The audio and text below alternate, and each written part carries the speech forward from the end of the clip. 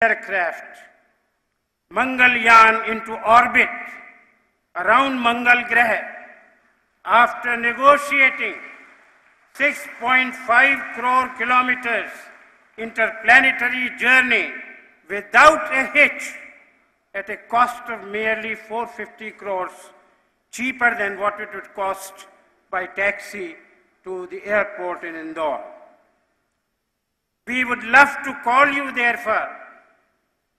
In Central India, we always love our guest, and we would like to call you with much affection, not by your name Kopilil Radhakrishnan, but a new name coined in Indore, Mangalayanan Radhakrishnan.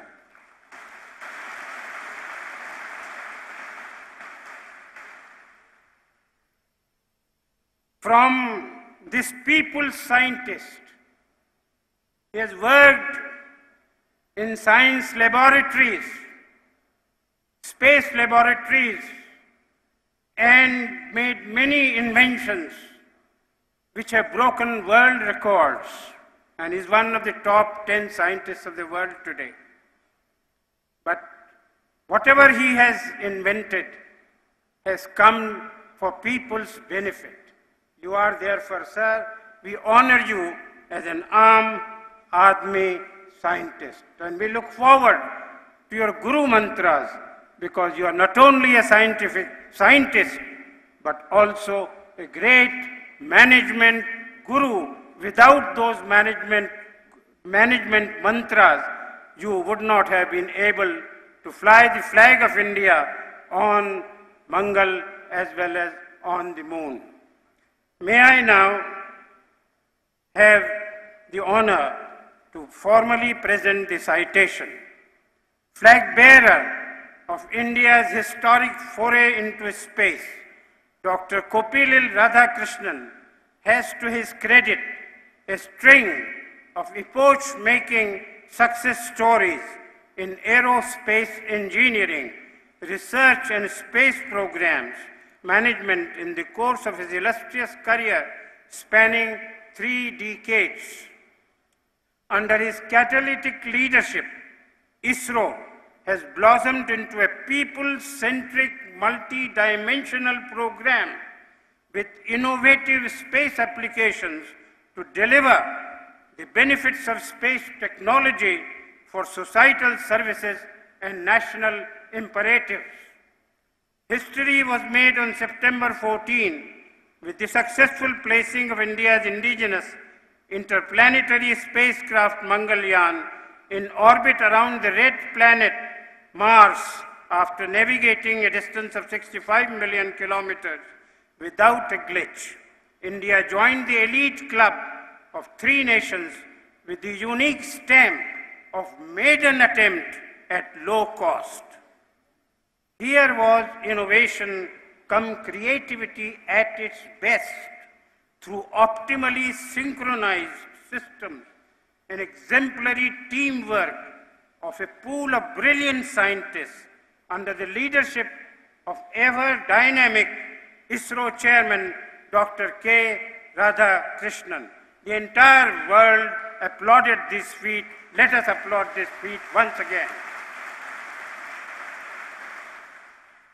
Dr. Radhakrishnan, a recipient of Padma Bhushan, the 3rd highest civilian award, was ranked among one of the world's top 10 scientists by Nature Science Journal. Adding to the long list of several national and global awards, the International Aeronautical Federation bestowed on him in Toronto its most prestigious Alan Emil Memorial Award. Educated at IIT Kharagpur, IIM Bangalore, and Engineering College Kerala University, Dr. Radhakrishnan has matured into a technocrat par excellence, an astute administrator with a strategic vision and positive attitude, and an inspiring leader credited with nurturing leadership skills in the younger generation. IMA salutes this iconic personality and feels privileged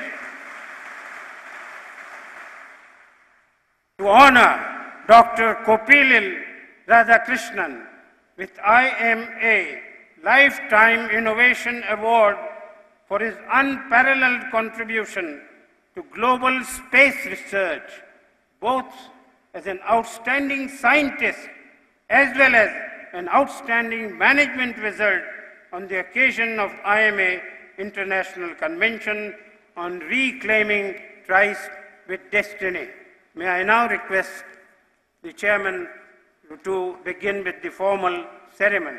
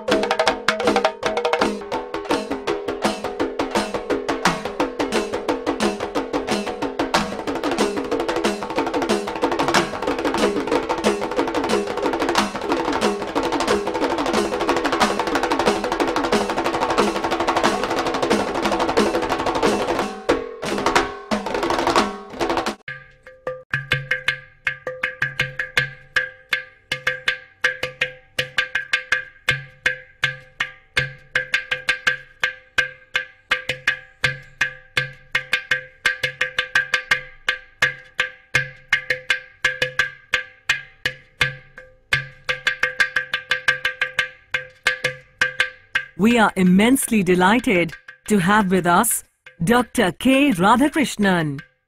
He is the genius behind India's globally recognized success of Mars Orbiter mission and India's moon mission named Chandrayaan-1. He started his career at ISRO's Vikram Sarabhai Space Center in 1971 and later served as its director. He was Director of Integrated Mission for Sustainable Development and Deputy Director of National Remote Sensing Agency. Before retiring as the Chairman of ISRO, he has served the country as Chairman of Space Commission and as the Secretary, Department of Space.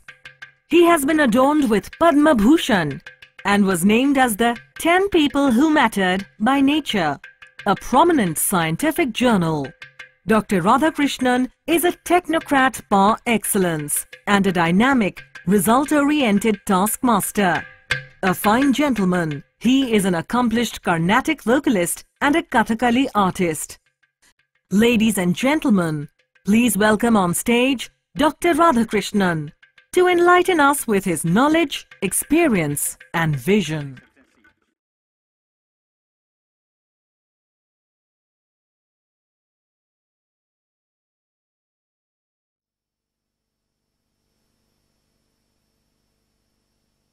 President AIMA, President IMA, Mentor IMA, Chairperson of this international conclave, all dignitaries on the dais, all the distinguished invitees present here, and all these great future builders of India sitting here in the gallery. I'm elated, and let me express my profound gratitude to the Indore Management Association for what you have done now.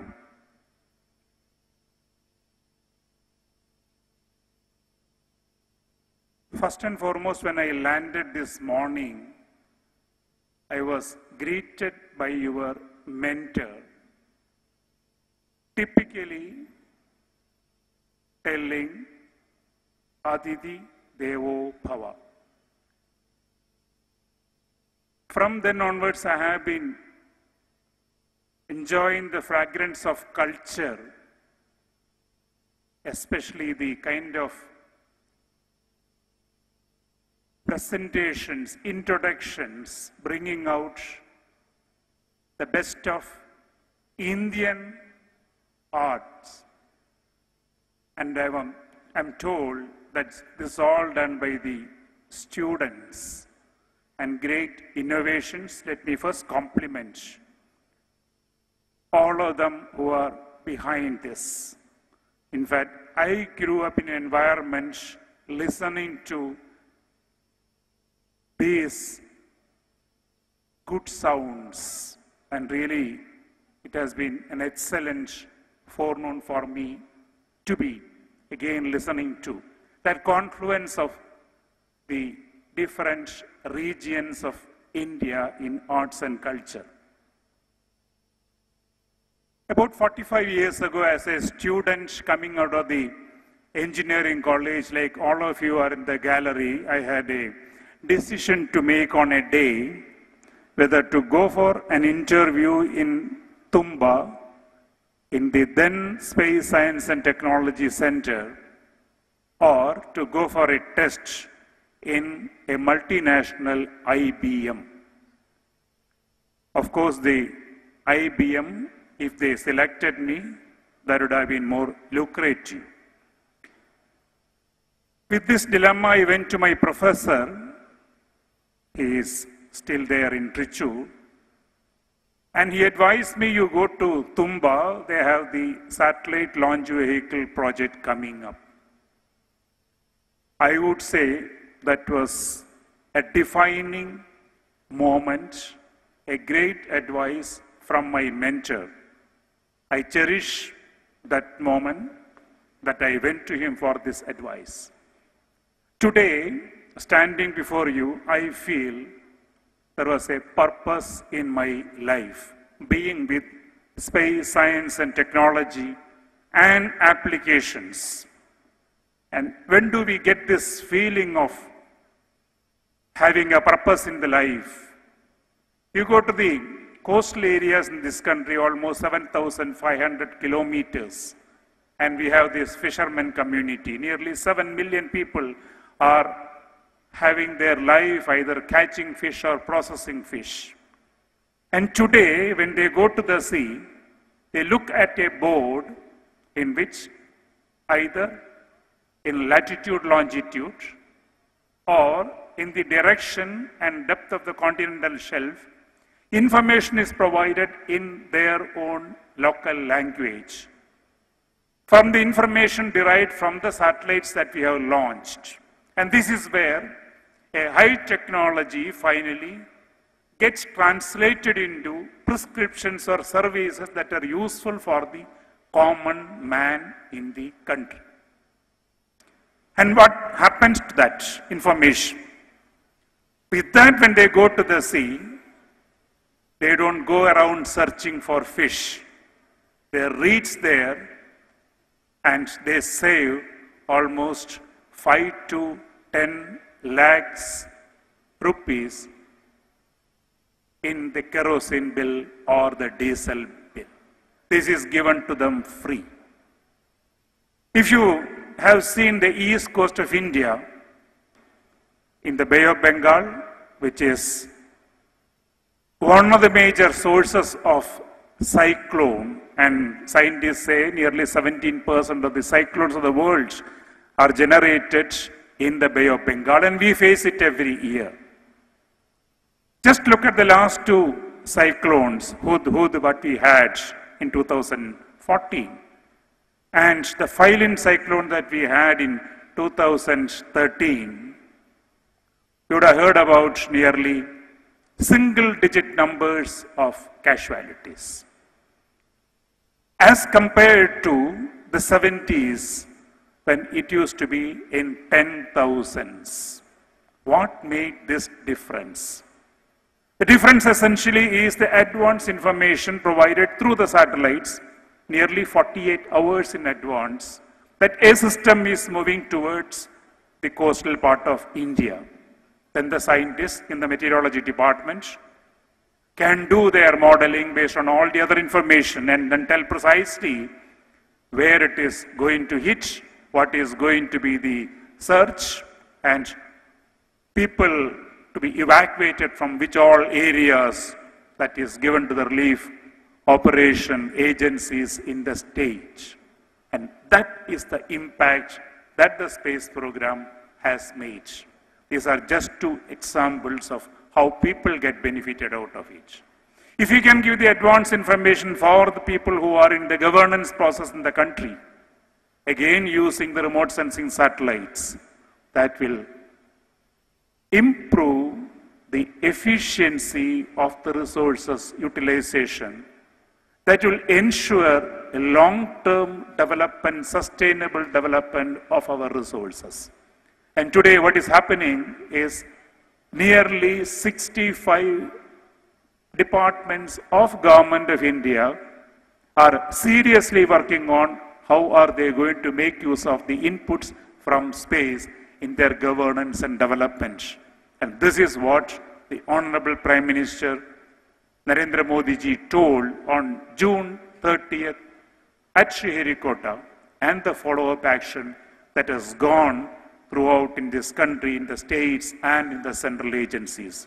So on one side we have an exciting field of space science. We talk about understanding the universe, understanding the sun, understanding the solar system, studying Mars, reaching there, looking at moon, going there and taking samples and studying and see whether we can have a habitat in the future in these areas, moon or Mars. That is one part of it. Development of technology required for this kind of missions, as told, 66 crores kilometers had to be traversed to reach near Mars in nearly 300 days. And what are the technologies required for that? That is one part of the story. The other part is how to make satellites and launch them and have the end-to-end services, finally how the common man gets benefited. So these are two sides of the coin that the Indian space program has been pursuing over the last 50 years plus. 1963, on November 21st, a small sounding rocket took off from Tumba. Tumba is a fisherman village. There was nothing else. And we started the activity in a church building there. People asked in 2013, what are you going to do when you have 50 years celebrations? We said, we are not going to have the conventional celebrations what people do of buildings and symbols and auditorium. We are going to have a unique mission, and 2013 provided us an opportunity to have a mission to Mars. And we said we are going to do it. And that beginning was in August 2010. That's why we say it took 4 years for us from concept to fruition. 2013 we had the launch, and on September 24, 2014, we reached there and successfully orbited a spacecraft around Mars. And what we showed to the world on that day, that India is the country that could do that complex mission in the first attempt.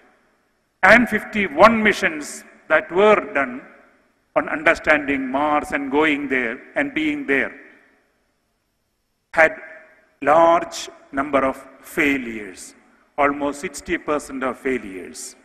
And we certainly learned from the experiences of all these missions and took care of in our own innovative way how we can overcome that, and finally we made it. That's what we saw on that picture, where thousands of minds, young and old, together put their body, heart and soul to get that mission. And this is where we see team excellence. As we grow, what we need to understand is it is not the individual excellence alone that make all the difference. It is how we are able to function as a total team. And we say 1 + 1 becomes 11 in this process. On one side we have the wisdom of our seniors. And on the other side, we have the bubbling energy from the young people who are in the early 20s. How do we bring all these together, the wisdom and the energy together, and bring them together? This is what Honorable Prime Minister told. I see 5 generations here. And I must say, being in Indore, there is a space scientist called Neelambar Pant, who is now settled in Indore. I'm going to meet him soon. He was a director of Sriharikota, the spaceport of India, and the ISRO Satellite Center. He was member of Space Commission. And he took the formal retirement from service in the year 1991.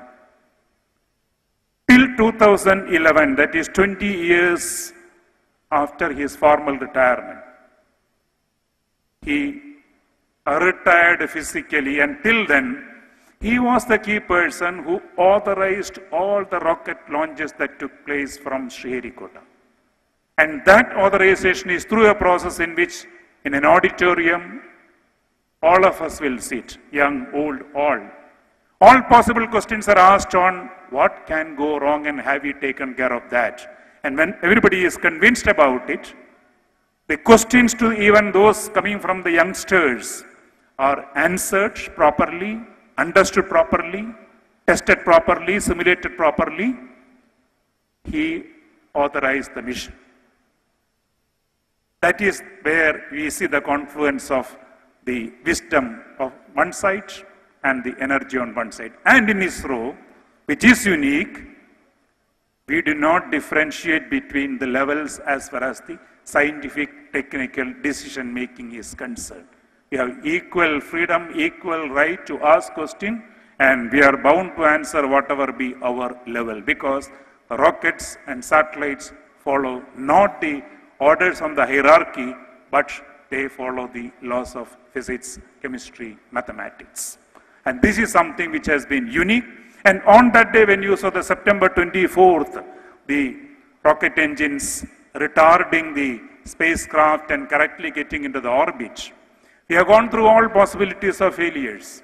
And I myself sat with about 200-member team for 7 days, listening to all possible failure modes, and we were prepared for all of them. So what you saw on that particular moment is a result of a lot of exercise that has gone, and that is how we made it. And this is what is finally getting this benefit for all of us. So what it means is, for success, we have to slog. Technology are engines for future growth of any country. 50 years ago, probably the best brains went for science, physics, chemistry, mathematics, or research in various associated fields. We see a difference over these decades. But my message, my request to all of you who are sitting on these seats here is, get into science. And you will enjoy doing that. You will enjoy participating in that. And one thing that touched us during this Mars Orbiter mission is that on October 22nd, 2013, we started a Facebook. And we have almost 9 lakh likes.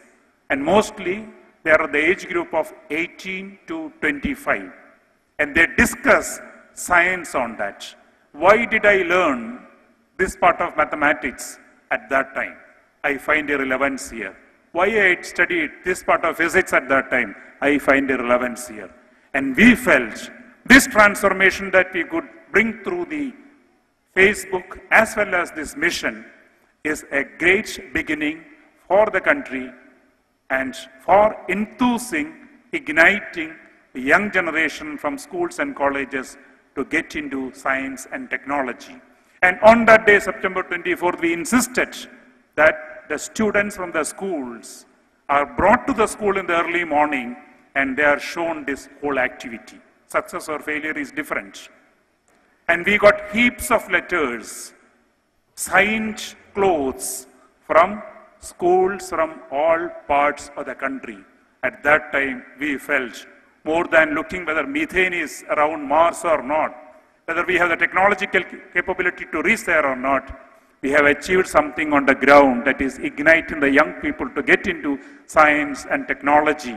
And then we felt, yes, it's a satisfying experience. Friends, you will also have, maybe after 10 years, 20 years, 30 years, 40 years, such stories to tell. So gear up for that and get into that and learn from the wisdom of the elder generation.